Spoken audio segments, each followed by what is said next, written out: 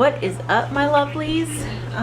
Today is day 12.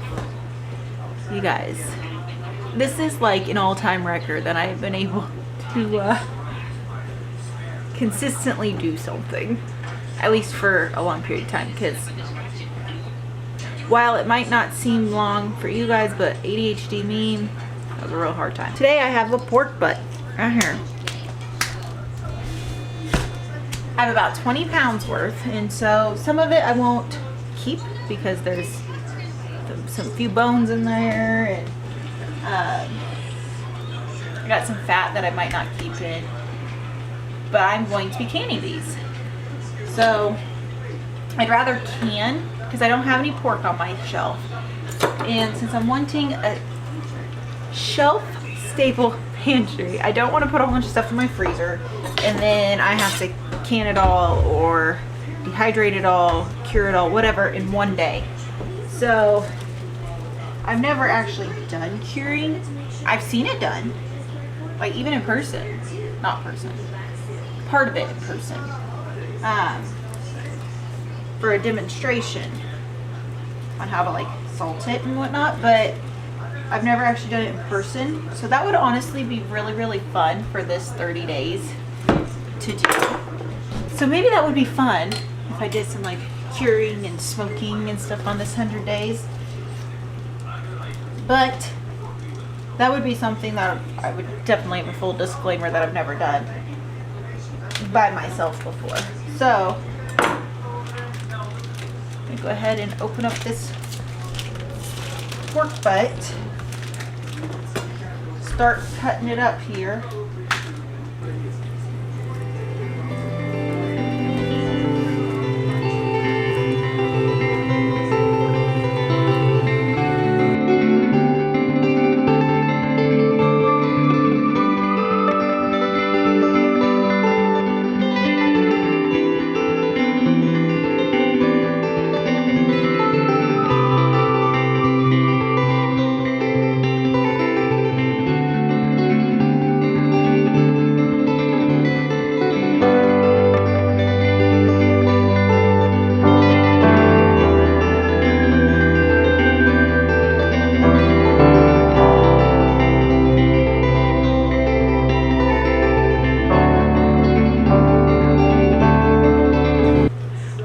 I tried to get all the actual meat off of the fat.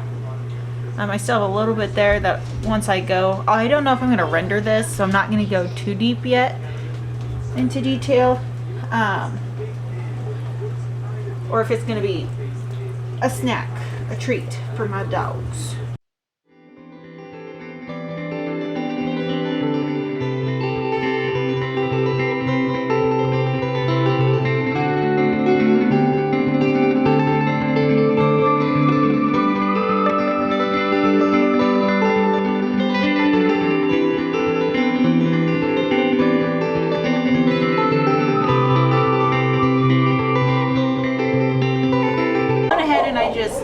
Turned off the camera while I cut this up. I'm actually like really dizzy today.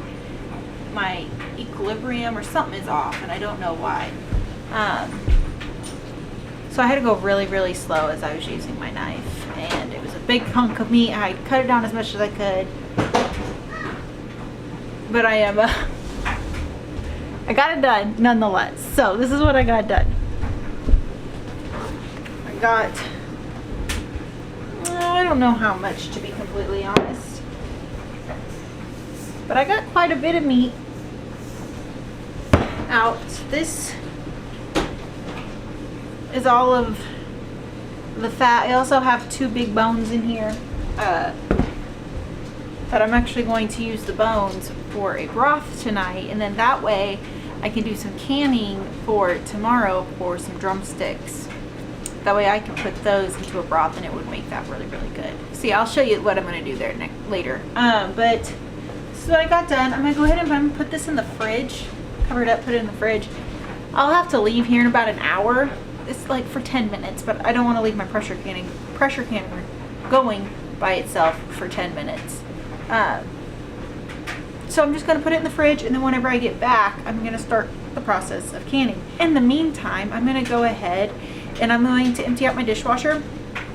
And I think I'm going to need about 18 pints because I'm going to put these in pints. So I'm going to need about 18 pints. I'm going to go ahead and put these in my dishwasher so they can just go ahead and get hot. And then by the time that I'm ready for them, they'll just be nice and ready. And they'll be right there. I won't have to worry about it.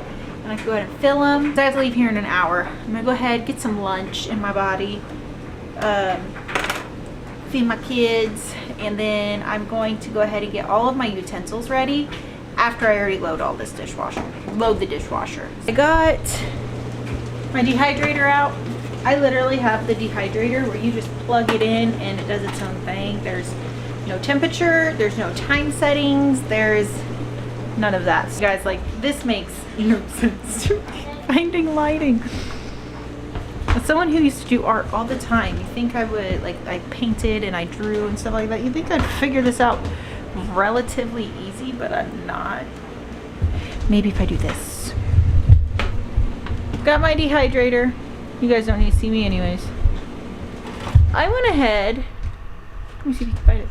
I went ahead and put all of my meat scraps in here, my fat and my little bits and pieces of meat that I couldn't get out from the fat. I went ahead and put it in my dehydrator. I didn't really have, like, there were some big actual, like, really good chunks of fat, but for the most part a lot of the fat was just intertwined with some meat. And since I didn't want to can that, right now we are in the process, well, I am not in the process of anything. My husband is in the process of training one of our dogs for a rabbit dog. So I figured might as well give those to the dogs. It's a healthy snack for them. You know, they're not going to get overly a whole bunch of it at one time. Plus, when I tell you this dog is food oriented, like, no joke. I've never met a dog that loves food as much as this dog does. It's bad, you guys. All right, so Cannon pig butt, guys. It does not have poop on it. Do you have to make that clarification? Yes, just in case kids think it's disgusting. It's what now? So it's not disgusting. But what are we making? Pig butt candy. We're canning pig butt? Yeah, and the wet stuff for dog teeth. Yeah. But it doesn't need to be disgusting, because why? We try new foods and there's no poop on it. There's no poop on it. Okay. I thought it was weird too, guys. It's just meat. It's just meat, guys. There's no poop on it. Guys, if you ever look at a pig butt, if you're disgusted, go fill up in the toilet if you need to. Okay, Kimber. Thank you for that knowledge and wisdom. Okay, so over here I went ahead and I got my pressure canner on the stove. I'm going to go ahead, start turning that on, and then that way, flame, get down. So I'm getting that going that way this can warm up. In the meantime, I have it on low because I'm just wanting to warm it up. I have my lids here. That way the rubber can soften for a good seal. Now, I'm gonna come over here, just put my jars up here, I'm gonna get my meat, and then we're gonna jar these up. This is the exact same thing that I did in day 2, I believe. But it's pretty much the same. I'm just doing pork instead of venison and beef, and I'm just gonna raw pack these. It's my favorite way. So with my clean hands, just pop those in there, because it literally takes so much less time.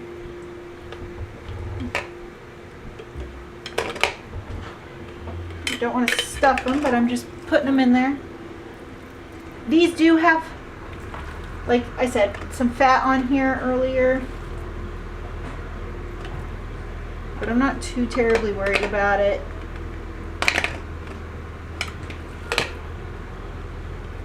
It is okay in my opinion. Some people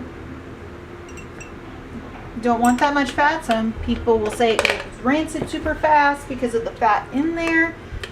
You do what makes you comfortable.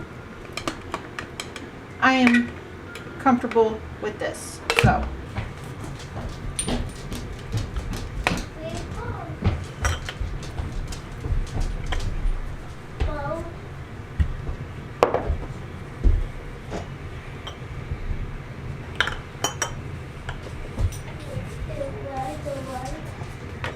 Also, if you didn't get to see the last one that on my other canning videos, I go ahead and I put a towel down.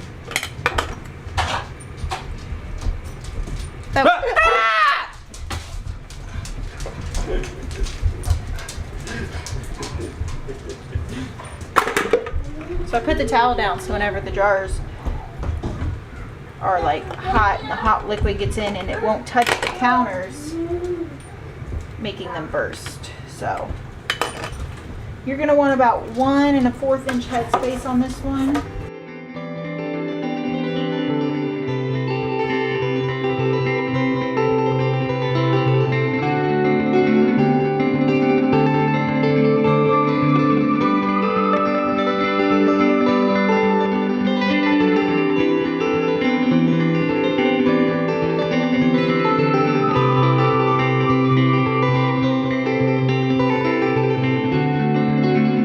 These cut about 1 inch by 1 inch cut, type cube, roughly.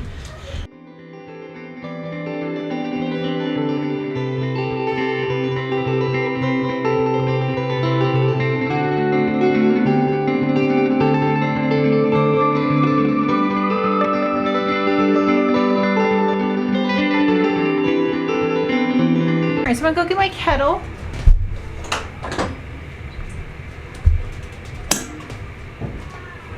And my funnel, and I'm just gonna go bloop, bloop, about 1 inch. So you want to go bloop, bloop, bloop, bloop, bloop, bloop, bloop, bloop, bloop, bloop, bloop, bloop, bloop, bloop, bloop, bloop, bloop, bloop, bloop, bloop.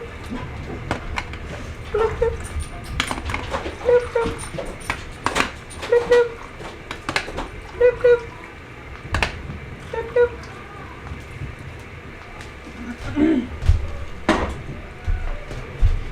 Now I'm going to take my debubbler and I'm going to debubble.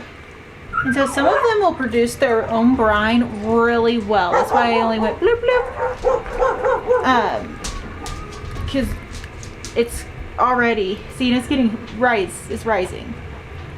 So I filled it all the way to like here, then it was here, now it's here. So it's rising all on its own.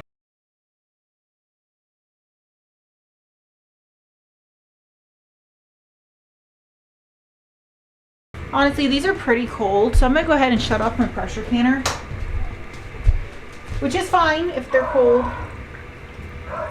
But I gotta go be a mom. So they got cold.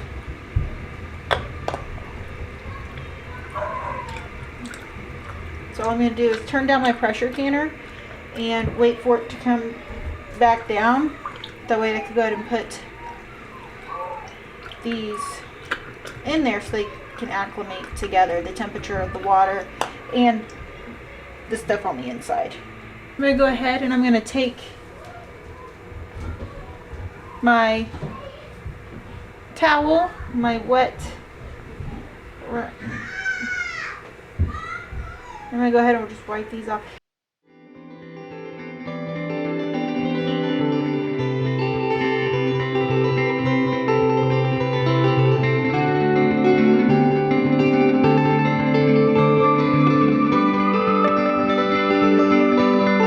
Now I'm gonna take the dry part of my towel and I'm just gonna go ahead, wipe the rim.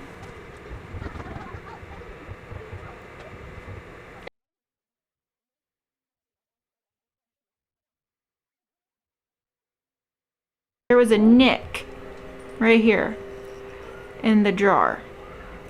That is a no-no. That can hurt my seal. And then another one. So I went ahead and took everything out of it, and then I transferred it to another jar. But just so you guys know that that's kind of what we're looking for. Nicks, cracks, breaks. So I've already cleaned it all. I'm gonna go ahead, take my lids.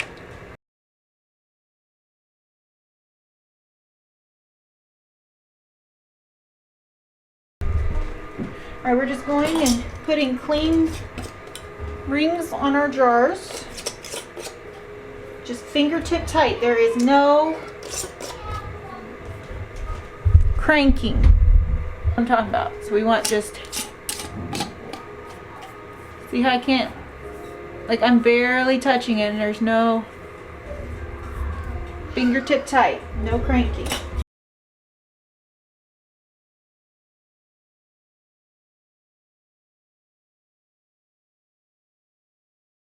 A little bit of stuff that you're going to want to know is this headspace is going to be 1 1/4 inch headspace. So on my debubbler, it tells you the measurements. So you could also use that. There are different kind of debubblers that are different. You can even just use a ruler, or you can use the jar. So it'll be like right, not this piece, not the one that sticks, not the one that sticks straight out. It's going to be like right here. There's kind of an invisible line, like there is a line, but that's going to be your 1 1/4 inch headspace. Okay, so my jars came up to room temperature with the water inside the pressure canner. So I went ahead, started it. I'm going to be pressure canning mine for 75 minutes on 11 pounds of pressure for 75 minutes. So because of my altitude, I'm doing 11 pounds of pressure. And so look at your altitude, see what you need to do for that, and then go from there. Mine is 75 minutes because I'm doing pints. Quarts are a little bit longer. I think it might be 95, but I remember 75 because that's what I'm doing is pints today. And so I did make a video, one of mine, but I can leave the link into the link in the description where I go and I talk more in depth about the pressure canner. Kind of not like in depth, like in overall, talking about the locks and the gauges and the seals and stuff like that. Like a basic overall here of why it's safe. So I can leave that link in the description below. But otherwise, I'm just gonna wait it out and then hope for the best. I'm also making dinner, and we're gonna have shredded rabbit with mashed potatoes and gravy. Making it super simple, kind of like a mashed potato bowl type thing. We're gonna put the meat on top with the gravy. After I get my rabbits, I'm gonna go ahead, like deboned and everything. I'm gonna go ahead, get those and the pork bones that we just had, and I'm going to put them in my oven and I'm going to roast them and then make some broth tonight so I can do the chicken legs tomorrow for canning. So catch you guys in a minute. I don't know if I shared this with you guys either. So we fermented some apples on day 1, and you know, I'm just been eating away at them, but I wanted to let you guys know if it's hard for you to like ferments, try eating them not just plain. So for instance, I really like this because it is a sweet dessert. Like it's literally dessert, it's just really healthy. So I just put some apples in there, my fermented apples, and then I put some honey on it and some cinnamon.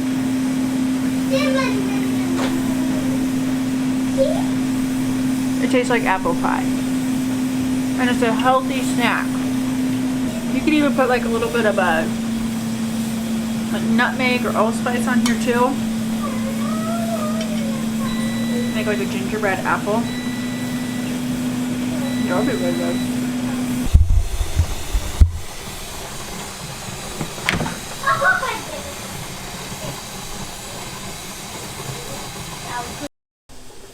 Alright, lovely ladies and gentlemen. So I didn't get a whole bunch filmed as much as I would have liked. Mommy has been all over the place today. So I did the best I could.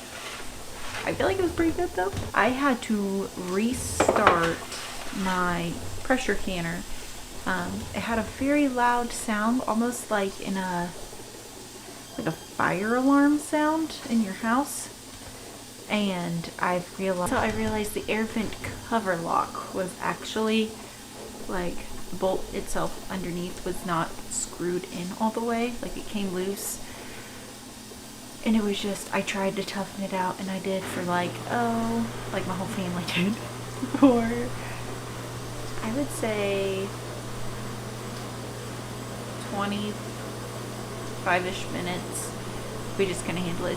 It's a 75-minute process, so it was like way too long for our ears to continue to handle, and our poor dog. So we went ahead, shut it off, tightened it up, put it back on. I have about 31 minutes left on this, 32 minutes, and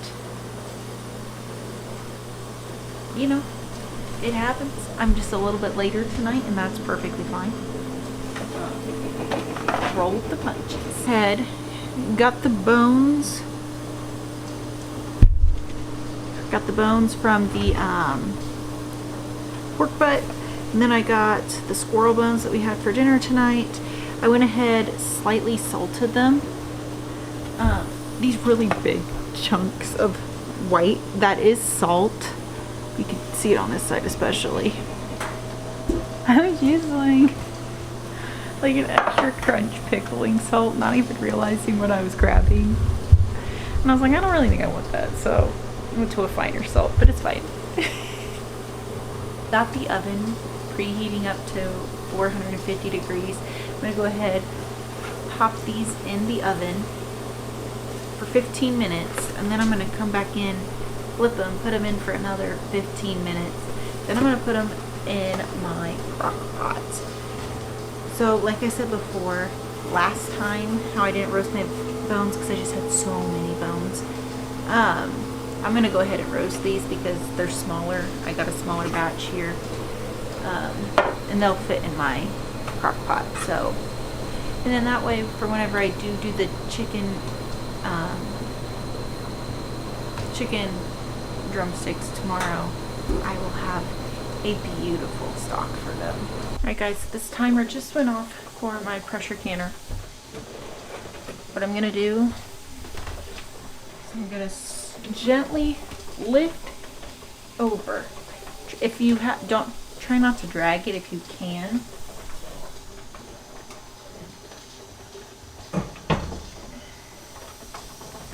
I don't do a whole lot with my arms because I don't want it to like shake it around because I have terrible arm strength. Something I could work on, but I'm not doing it right now. So, priorities. It's not a priority. So what I do is I lift up to my tiptoes, and then it's like I hold it, and I lift up to my tiptoes, and it just stays there, and then the jars don't shake. So when I try and lift with my arms, they go. Sorry, I'm afraid to admit my weaknesses. I'm down to 0 pressure, and then I'm gonna let it set for 5 minutes. And then after that 5 minutes, I'm gonna go ahead, take off the lid, and let it set for 10 minutes. And then I'll take them out and put them on my towel. I need to get a new towel. Okay. That's why we gotta think ahead.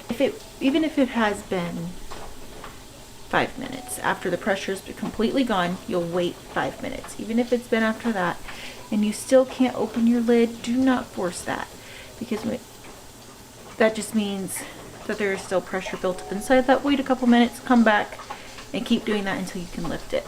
I've only had it do that to me once where I could not do it, and it took an extra 5 minutes. Just so you know, like, you did not break it. Just sometimes it takes a little bit longer. So, but normally not. It's 10 o'clock. Not too late actually compared to what I've been doing. I went ahead, got my roasted bones out. What I do is put my bones in my crock pot.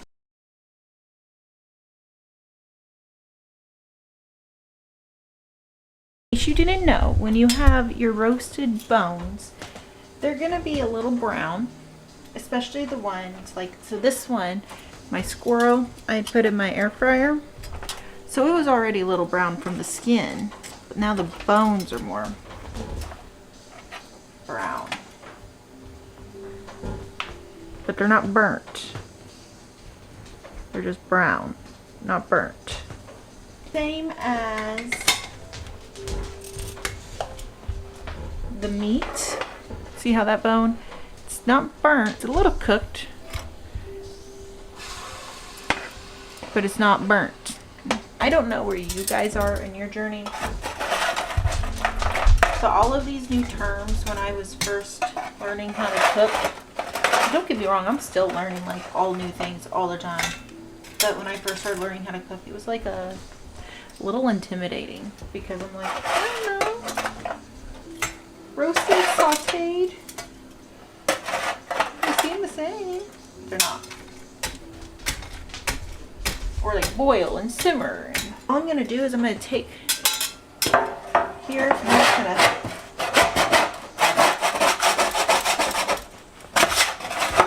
could also take like really, really hot water, but I didn't have my kettle going, so I'm just gonna do it this way.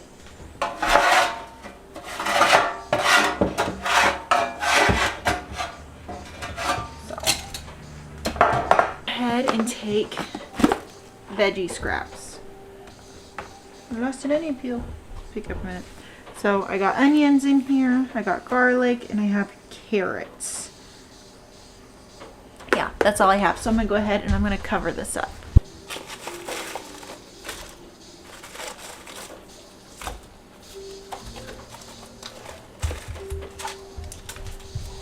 I'm gonna go ahead and I'm gonna pour some water over this.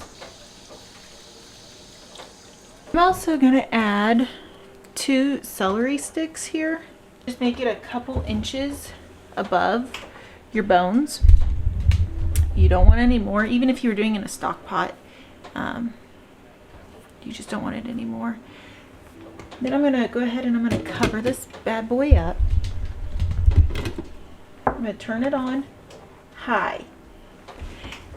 And I'm going to wait until it boils. And once it boils, I'm going to turn it all the way down to warm for mine. Some of you guys, you might need low. Mine, I need warm because mine just gets way too hot. You really want this about 180 degrees. So that really just depends on your crock pot. So just read your manual. I don't even remember what mine gets to, if I'm being completely honest. But I know even if mine is on low, it still will have a slight boil. And I don't want almost a simmer, and I want it lower than a simmer. So you're gonna leave it here for about 12 to 24 hours, just depending on what you want. And roasting them also brings out like a lot more beneficial nutrition. So it brings out a lot more collagen and the bone marrow and all of that stuff that has it in there. It has so much nutrition. I did some of mine with the meat on because so you get certain proteins just from the bones.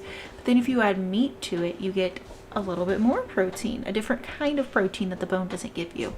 So that way this is just packed full of protein and nutrition. So I went ahead and I already got all of the pressure canner down. So it went to 0 pressure, and then I let it set for 5 minutes, opened the lid, and then I let it set for 10 minutes, and now it's ready. Come on out.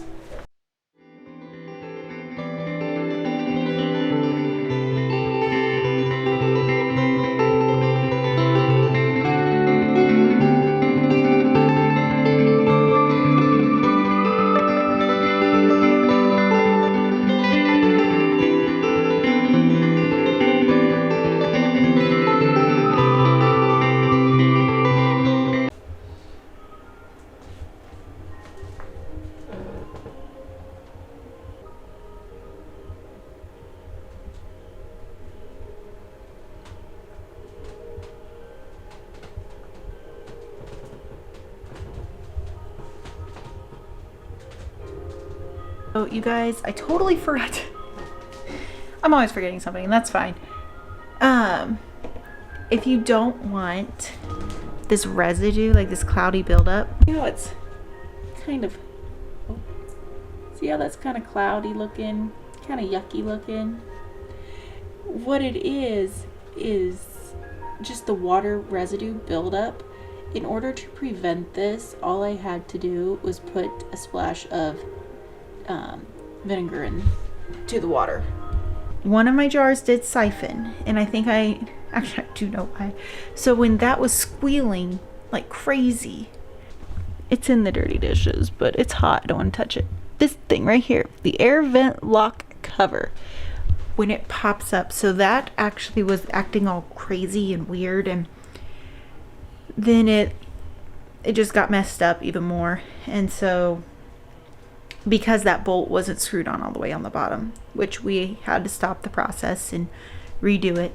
It's a pain in the butt, but saved our ears because of the air that is driven out. Now, I added liquid in mine. Some people don't. So I don't think that had anything to do with it, because I did add liquid. I just bubbled it.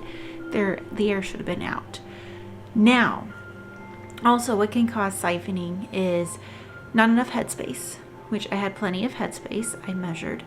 And then the fluctuating pressure, which is where I think I went wrong. So my canner fluctuated pressure all over the place, especially because it couldn't keep that seal, and it wouldn't hold pressure, or it would have too much pressure, and it was just all crazy. We tried messing with it, it wasn't working, so that made it go even more crazy. So I honestly believe that was the issue. The other one could be, so I guess there's 4, would be fluctuating temperatures, and I don't think that was mine.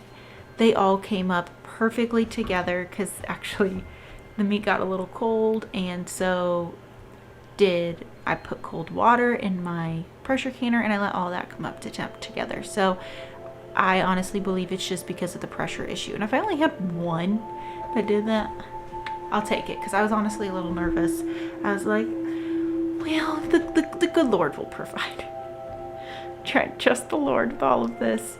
And he did. He's eaten through, and nothing is wrong with siphoning. You can eat it 100%. What I'm going to do is I'm going to leave these on my counter for 24 hours. You can do 12 to 24. I'm going to do 24. And then when you go through, you're going to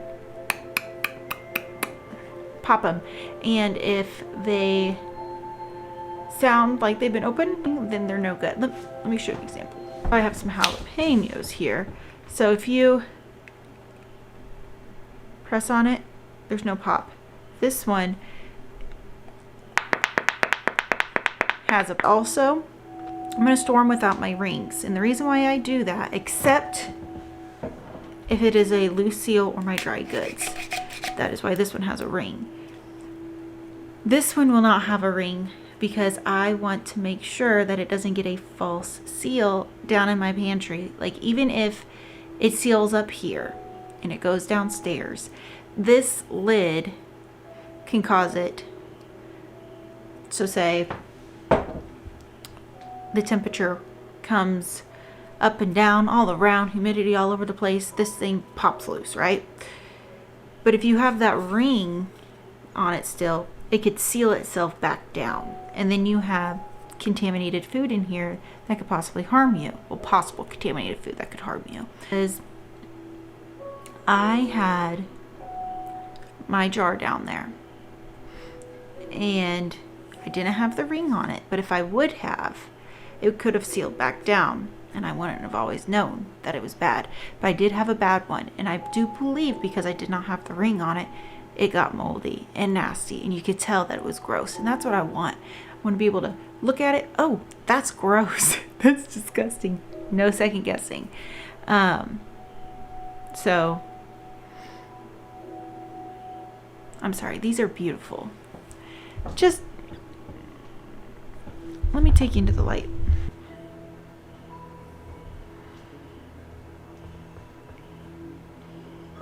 You guys, I get so distracted by beautiful things. It's not even funny. And well, I think it's funny, but so my broth is not ready yet. to be brought down to temp. It's not boiling yet, so I'm gonna wait up a little bit longer for that to go. I will see you tomorrow, and you have a blessed day. Bye, guys.